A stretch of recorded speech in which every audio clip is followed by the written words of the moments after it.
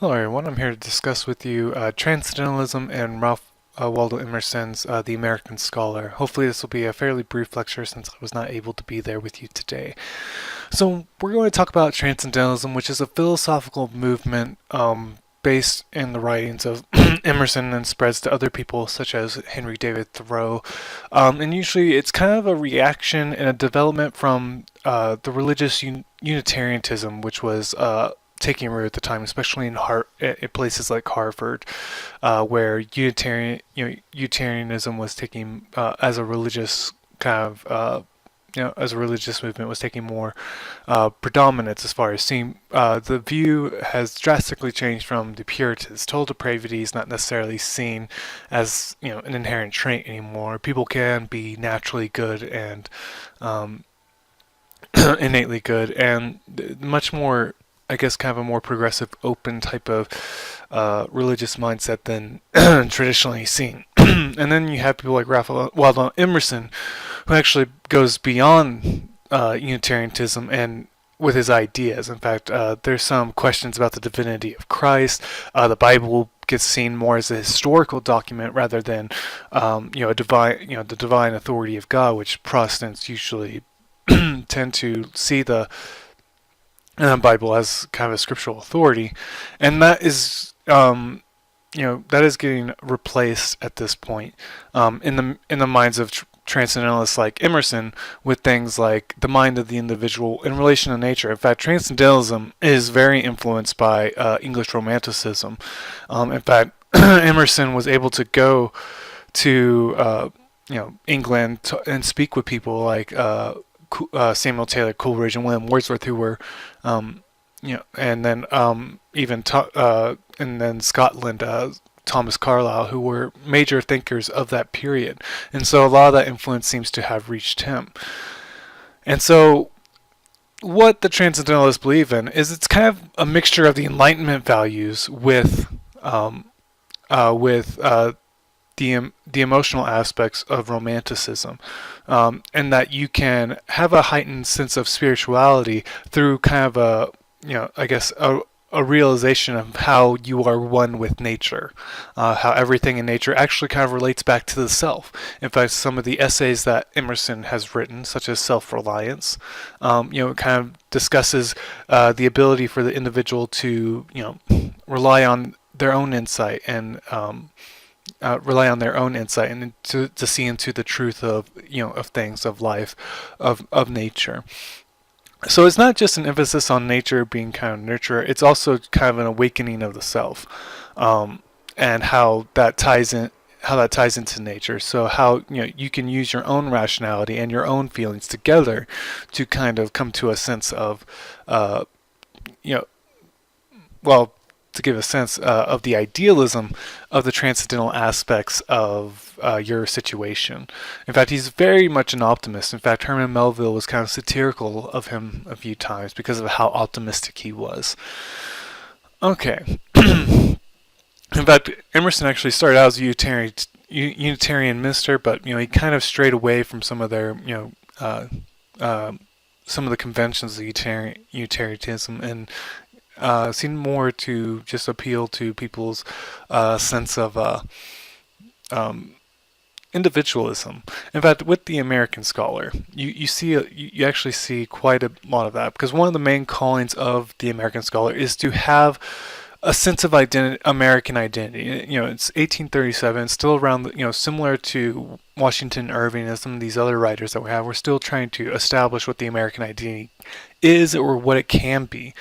And part of Emerson's call is to reject, excuse me,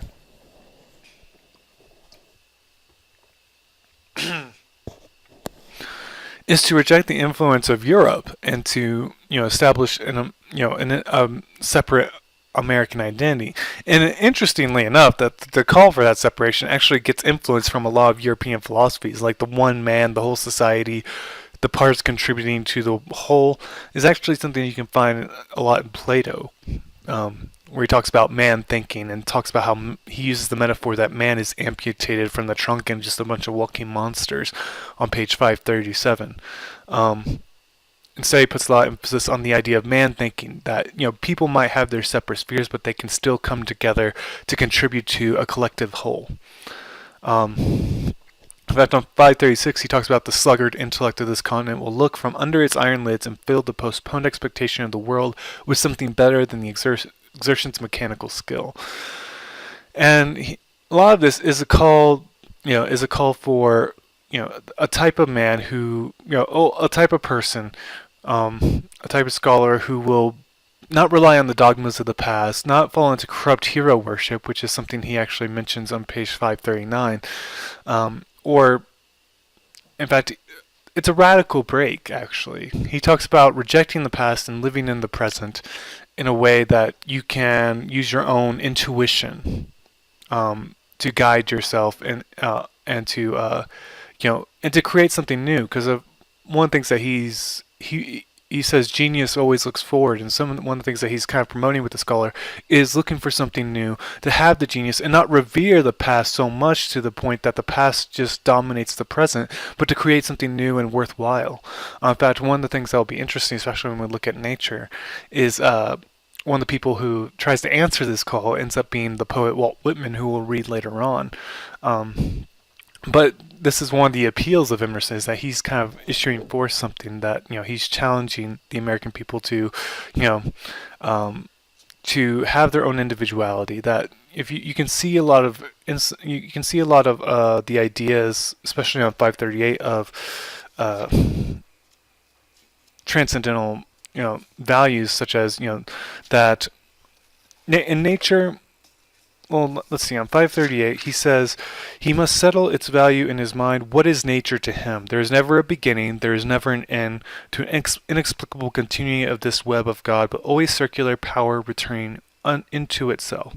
Therein resembles his own spirit, whose beginning, whose ending he can never find, so entire, so boundless.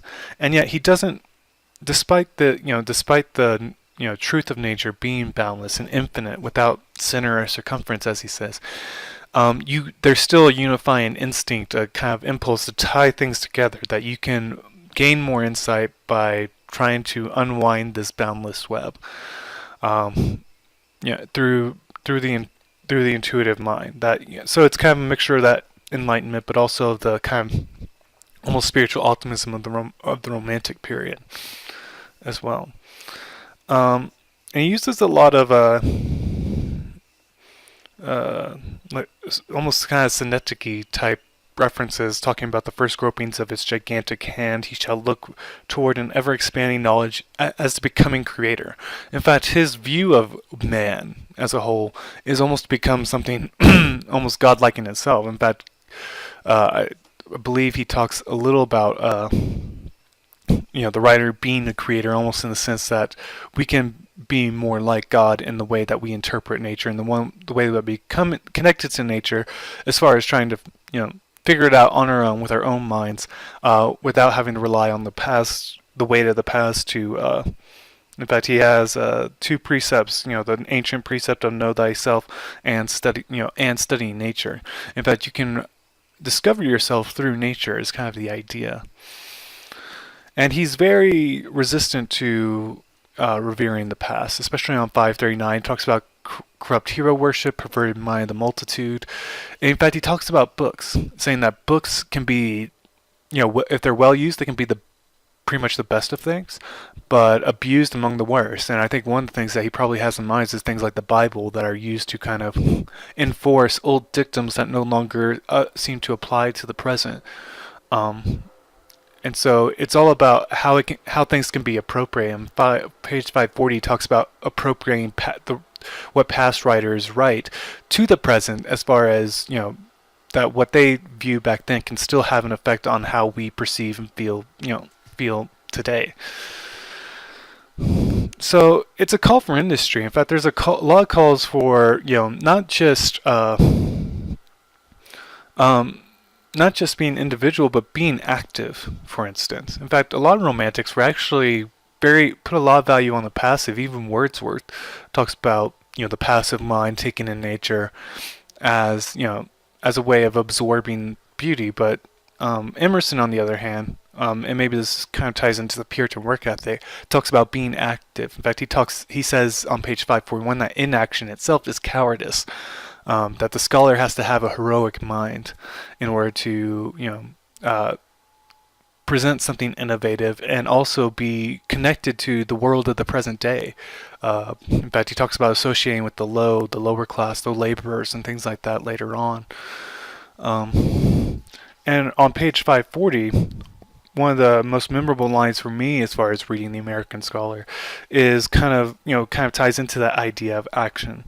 In fact, when he talks about genius always looking forward, he also says, whatever his talents may be, if the man create not, the pure efflux of the deity is not his. So it's kind of a rhetorical challenge as far as like, well, if you have any connection to the deity of this world, God, then you will create. You will reflect the creation that God has done. But you see a lot that nature is not a separate entity by any means. On 541, for instance, he talks about the world being his other me. So it's just nature. Past writers and nature are there to reveal something about the self, and that's typically, in fact, towards the end of the essay, he says, "World is nothing, man is all," which kind of puts a little bit of emphasis on the fact that that there's self-realization occurs through nature and through past writers, but it has to be able to inform the self as far as the self exercising its own influence as opposed to being influenced upon. So a lot of ideas of American individualism actually come out of movements like this. In fact, one of the things about his idea of man thinking on page 541 also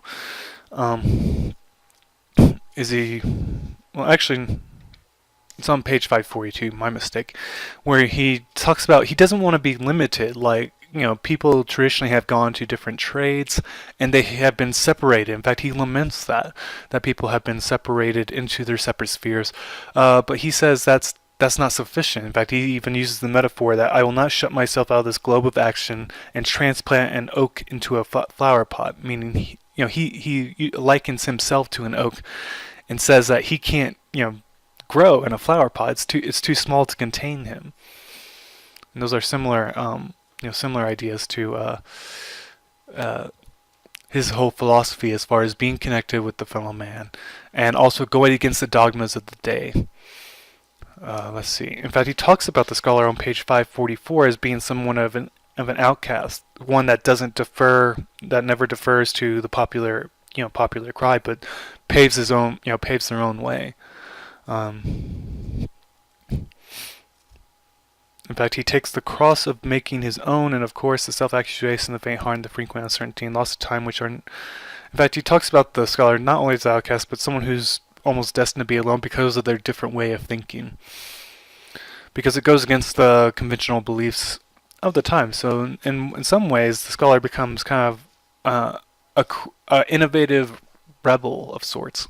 In fact, we'll see him talk about that later when he glorifies the age of revolution on page 547, for instance. In fact, as far as how everything kind of relates to self and self-realization, on page 544 he talks about the orator distrusts at first the fitness of his frank confessions, his want of knowledge of the person he addresses, until he finds that he is the complement of his hearers, that they drink his words because he fulfills for them their own nature. So everything, each exchange between people fulfills the individual. So like, I might share something with you and it speaks to you. And the reason it speaks to you is because there's the selfish element that it relates directly to something that your self needs to be aware of. It's not it's the part that it's not necessarily focused on what I impart as much as what you receive. In fact, he even says, let's see. A little earlier, for the instinct assured that prompts him to tell his brother what he thinks. He then learns that in going down into the secrets of his own mind, he has descended into the secret of all minds. In fact, there's kind of a sense of interconnectedness that, by essence of being, that that there's something in all our minds that is that that whatever relates to the self relates to everyone else. In fact, there's on page 44, he talks about the people delight in it. The better part of every man feels, this is my music, this is myself. That whatever sounds pleasing to you will also sound pleasing to others because we're all connected as man thinking or as mankind. And that's actually something we'll see in Whitman. In fact, I wrote Whitman right next to that text because it sounds a lot like Song to Myself. Or Song of Myself, sorry. But yeah, a lot of this is just kind of transcendentalists distrusted institutions a lot as far as being able to prescribe. The emphasis was more on individual innovation and individual thinking in this context, that whatever can be revealed to the self is what's more important. In fact, he even talks about that, where he talks about fear always springs from ignorance.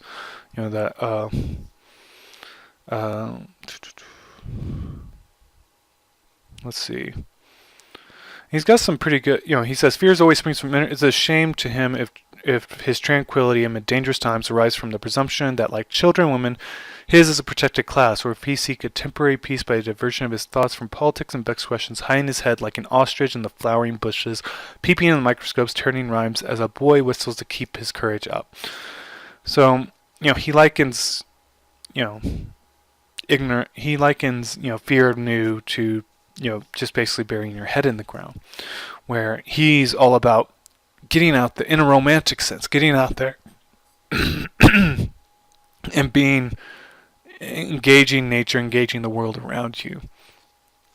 And overall, there's an importance stressed on the individual, and overall there's also an importance stressed on breaking off with Europe and breaking away from the influence. I mean, we had the romanticism of people like Irving and Cooper, and even the sentimental novels. All these things came from the continent. They weren't innovations of an American sort. I mean, the context made it American, sure, but as far as trying to establish something that is purely, that purely belongs to the tradition of, of American ways of thinking, American culture. That's one of the calls that Emerson is putting out there. In fact, you'll get that with Walt Whitman, really, because he innovates. He's considered one of the innovators of free verse that is broken away from the constrictions of verse forms and like the sonnets and the lyrics, and actually has more of a prose quality to it.